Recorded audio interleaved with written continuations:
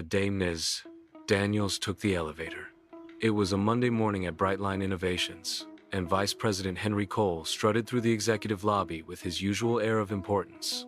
As the elevator doors opened, he noticed a woman in a plain cardigan, adjusting a potted plant in the corner. "Maintenance should use the service elevators," Henry said, without looking at her for more than a second. The woman smiled politely, said nothing, and stepped into the elevator. She pressed the button for the top floor, allowing Henry to step out first when the doors opened. What Henry didn't know was that this woman was Lena Daniels, the founder and CEO of Brightline Innovations. She had just returned from a 6-month sabbatical and decided to come back without fanfare, no press, no chauffeur, no designer suit, because she wanted to see the company through unfiltered eyes. As they walked past the cleaning crew, Lena noticed how Henry avoided eye contact with them entirely. The thought unsettled her. Later, in the break room, Lena found Naomi, a junior analyst, pouring herself coffee. Naomi looked around cautiously before speaking in a low voice.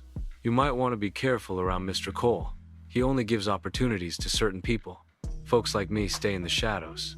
Lena tilted her head. "And by folks like you?"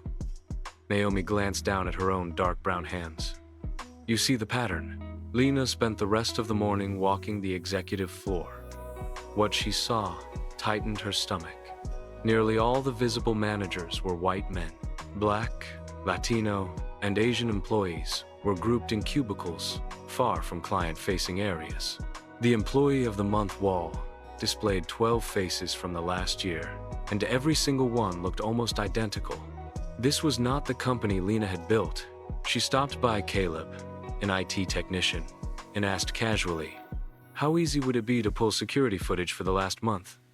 Caleb shrugged. 5 minutes. "Why?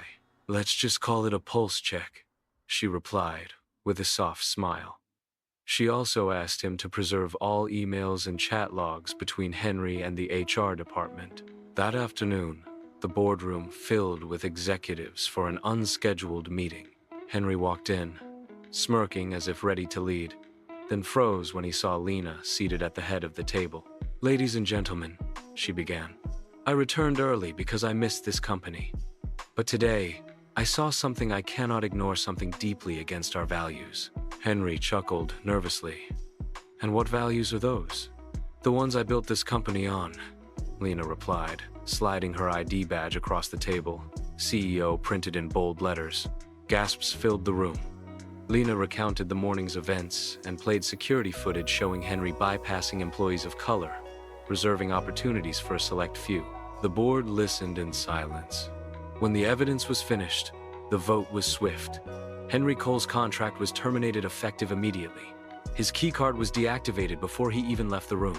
Lena then introduced the Brightline Promise: anonymous reporting channels for bias or discrimination, rotational leadership programs to ensure all talent was visible, and an annual Bridge Builder Award for those fostering inclusion. The first award went to Naomi, whose quiet courage in speaking up had prompted Lena's investigation. Months later, Brightline was recognized as one of the top workplaces for diversity. Naomi became a senior strategist. Caleb, the IT technician, now led a new transparency technology team. And Lena?